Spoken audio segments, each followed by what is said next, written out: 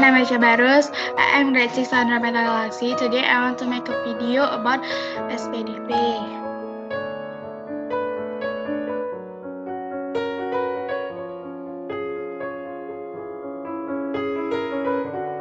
The topic is karya seni patung. Patung. Patung adalah karya 3 dimensi yang menyerupai bentuk manusia, hewan, atau bentuk lainnya yang bertujuan untuk keindahan. 2. Tujuan pencipta patung adalah untuk menghasilkan suatu karya seni rupa yang bertahan lama. 3. Patung dapat dibuat dari bahan, alat, dan teknik tanah liat, gips, kayu, batu, perunggu, emas, kapur, ataupun besi.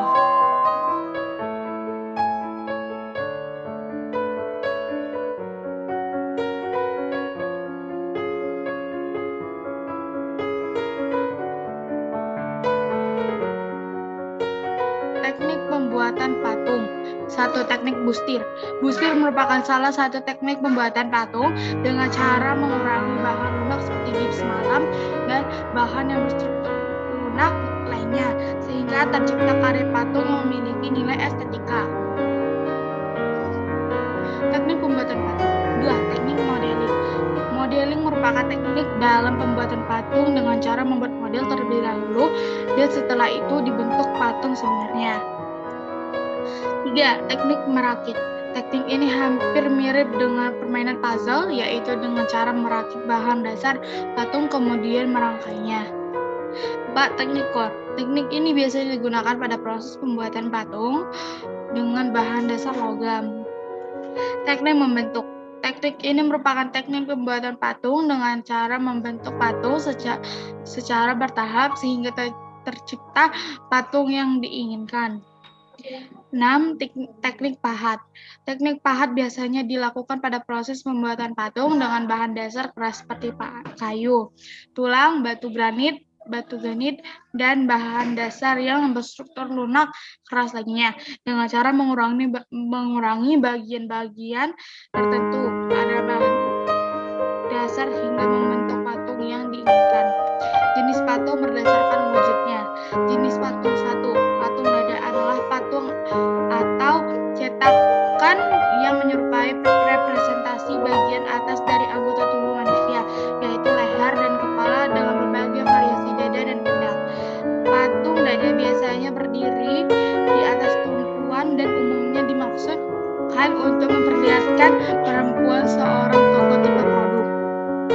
2. Patung torso adalah karya seni patung yang hanya menampilkan bagian dada, pinggang, dan panggul dan tidak memiliki bagian seperti kepala, tangan.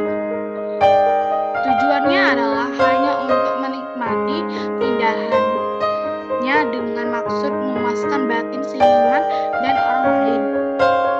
3. Patung utuh adalah jenis patung yang utuh seluruh badan dalam posisi yang beragam seperti duduk, jongkok, berdiri, dan lainnya. Jenis patung berdasarkan objeknya. Jenis patung objeknya. 1. Patung figuratif. Disebut juga patung realis untuk representatif sebab patung dibuat dengan meniru bentuk secara alamiah yang ada dalam kehidupannya. 2. Contoh. Patung hewan, patung pahlawan, dan lain-lain yang menyerupai bentuk aslinya. 2. Patung non-figuratif.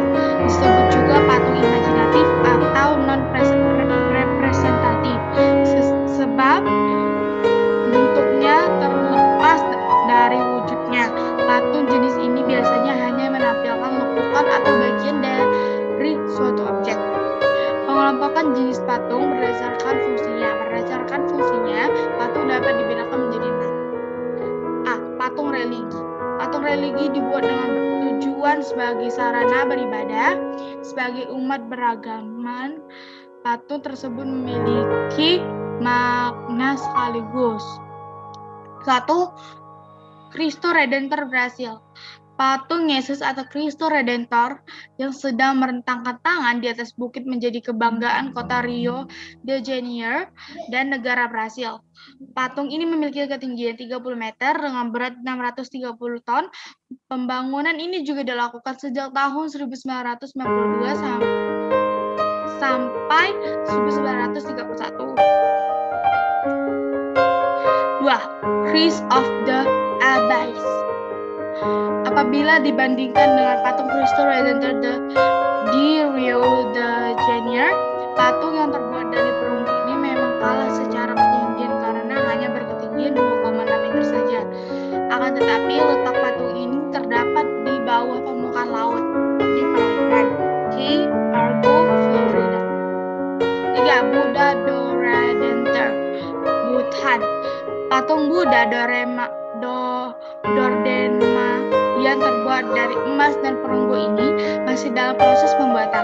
Setelah selesai dibuat, nanti patung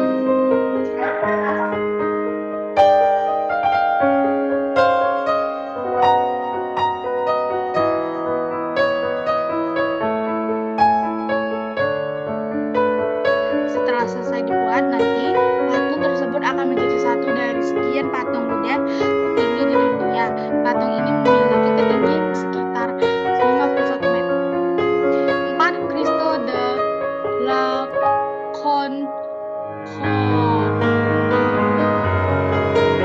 Concordia atau Bolivia. Patung Cristo de la Concordia menjadi patung Yesus terbesar kedua di dunia. Selain itu, patung ini menjadi terbesar ketiga di belahan bumi bagian selatan.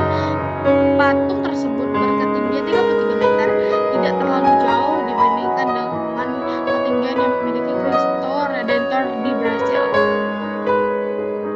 5. Lac Yon Sepkiar, Myanmar. Apabila suatu saat nanti kita mengunjungi Mon Yawa di Myanmar, jangan lupa untuk berkunjung ke situs patung Lac Yon Sepkiar ini. Terdapat 2 patung Buddha dengan pose yang berbeda.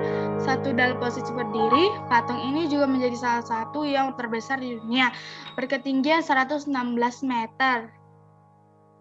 Lesehan Gyan Buddha, Tiongkok.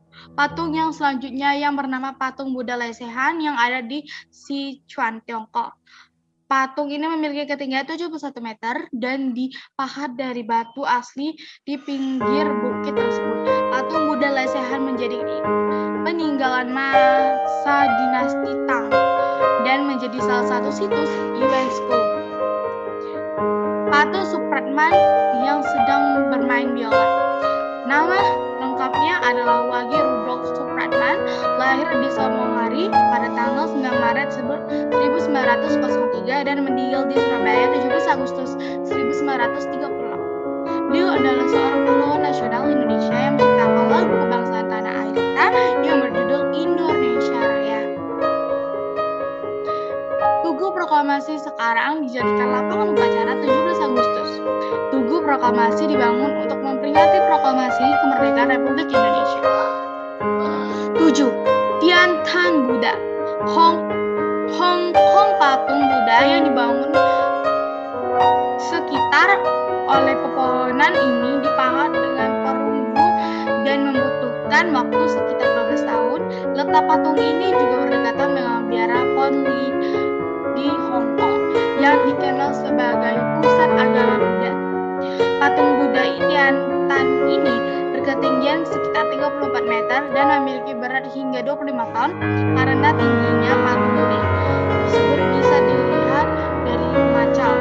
Di dalam patung Buddha Tian Tan ini tersimpan Abu Sakyamuni, seorang Buddha yang menyembuhkan agama Buddha. Patung monumen dibuat untuk memperingati atau mengenang peristiwa dan kejadian bersejarah atau jasa seorang pahlawan masa tertentu. Inilah ketujuh pahlawan yang gugur dalam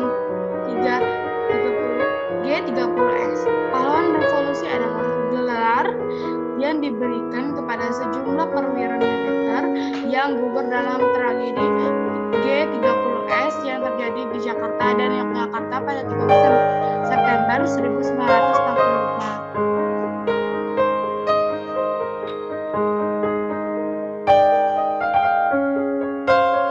Patung Nyi Ageng yang berlokasi di Serang. Nyi Ageng Serang juga merupakan seorang pahlawan nasional wanita di Indonesia.